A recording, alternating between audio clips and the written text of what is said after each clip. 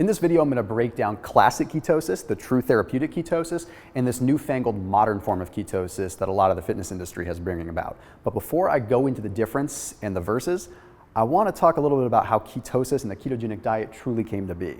You see, ketosis wasn't just discovered by some fitness guy that decided that, hey, if we cut out carbs out of the equation, everyone's going to get in shape and everyone's going to feel good and look amazing and be full of vein and everything like that. No, it has to do with treatment. It has to do with therapies. In fact, it was way back when, it was literally like 500 BC that Hippocrates started writing about fasting having a major effect on epilepsy. People think that it's all this modern science thing. No, it goes way back when. People discovered that if they were abstaining from food, all these different illnesses would magically start to go away. But of course, it didn't have modern technology to really identify what was going on. So it took until 1921 when a particular doctor named Dr. Galen discovered that it was the ketones that were the common denominator when it came down to treating illnesses. So they started looking at things saying, okay, if we have fasting, and fasting is eliciting this amazing response, what is it exactly about fasting that is treating epilepsy and treating some of these diseases? Well, it was ketones. When you're fasting, you're in a ketogenic state. What's so funny is that there are so many different people out there that bag on the ketogenic diet. They just love to bag on it. They just say it's horrible and that it's going to raise your cholesterol and it's going to do all of this, but they're totally fine with fasting. Well, the interesting thing is we're ultimately going after the same thing when it comes down to the positive effects. All we're trying to do with ketosis is get those ketone bodies up that would normally occur when you're fasting. So it wasn't until 1924 when a guy by the name of Dr. Wilder at the Mayo Clinic discovered the true ketogenic diet. Now, when I say the true ketogenic diet, I mean the ketogenic diet that has been used to treat epilepsy and has been used to treat different glucose impairment issues where your body can't use glucose.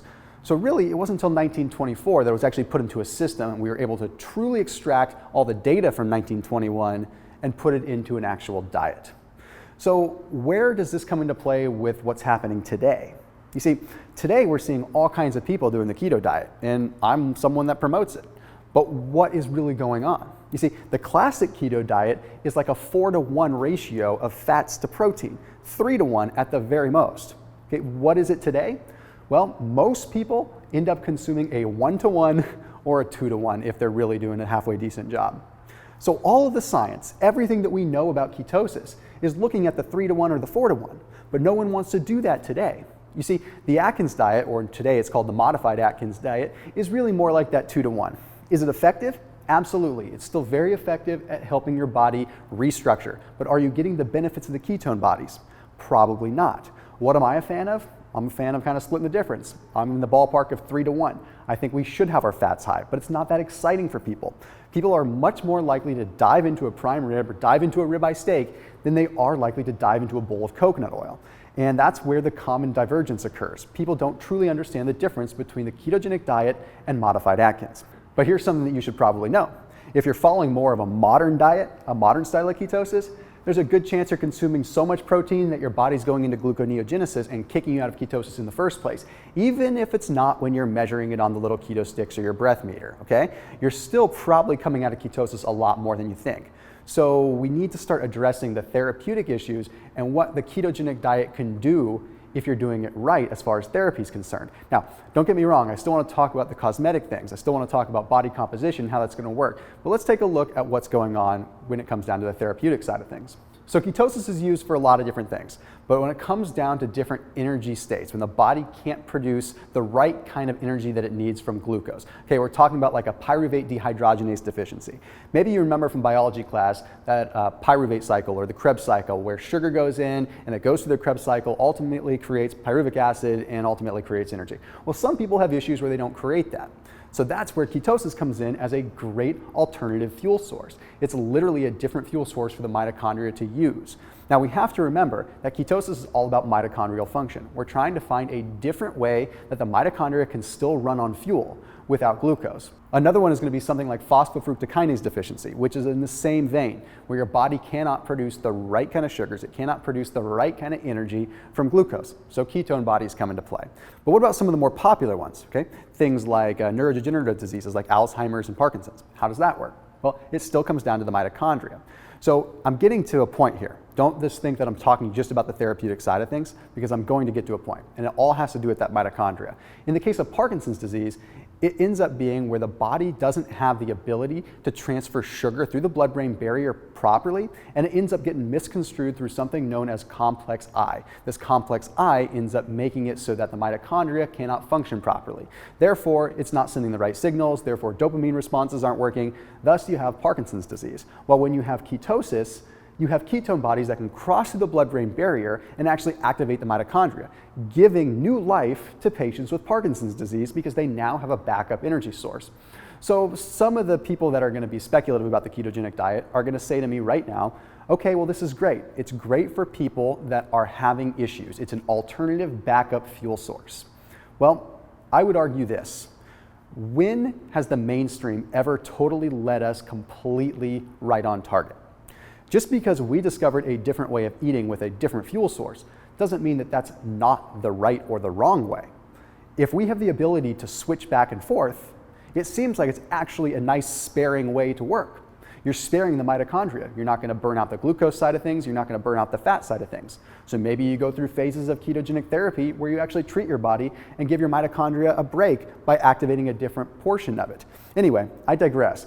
But let's talk about cancer for 1 second too, because cancer is a big one. Ketosis and cancer is a hugely researched topic right now. It all has to do with the fact that cancer cells are very unique.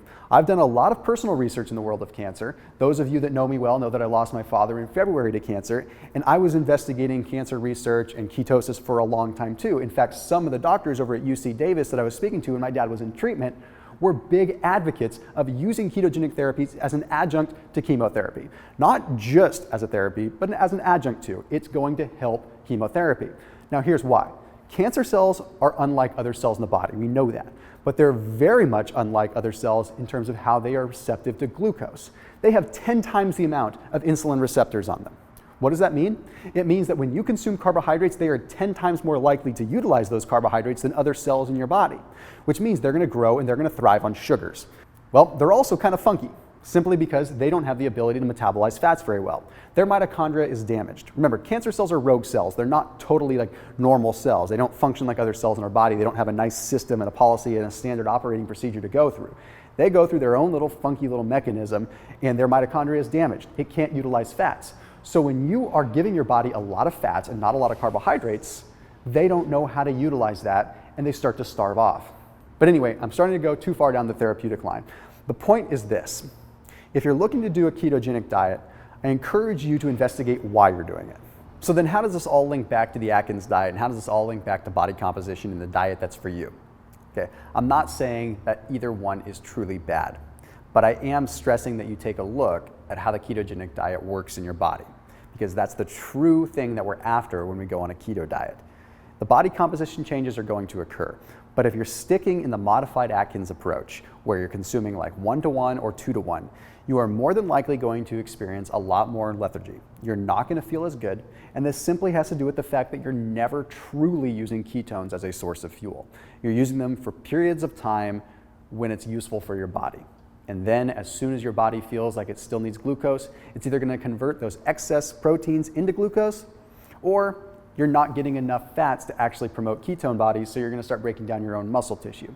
There's a lot of flaws in the modified Atkins, and I don't want you to think that the Atkins diet is the true ketogenic diet. There is a distinct difference. Now again, I'll be the first to say that most of the people out there are probably doing some form of the modified Atkins or some form of Atkins in the first place. It still works.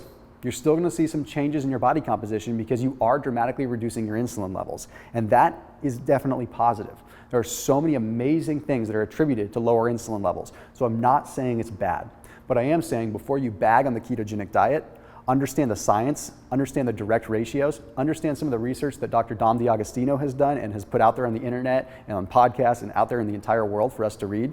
I'm a huge consumer of his content, and I think that he really has the right idea, because at the end of the day, we do have to make sure that we are our own advocates for our health. And if ketogenic diet is going to be a way that we can reduce inflammation and actually have a neuroprotective effect on our body, I feel like it's definitely good for even the average person to cycle in and out of ketosis for longer periods of time, like 3 to 6 months. Is it a lifestyle that you want to do forever? That's going to totally be on you if you like the food. But at the end of the day, I just want you to know the difference between modified Atkins and the ketogenic diet. And of course, don't forget fasting, because at the end of the day, this is what it's all about. We're fasting, right? We're just trying to mimic fasting. As always, keep it locked in here on my channel. If you have any ideas for future videos, make sure you hit them in the comment section below. That way I can take a look at them and see which ones are winners. I'll see you soon.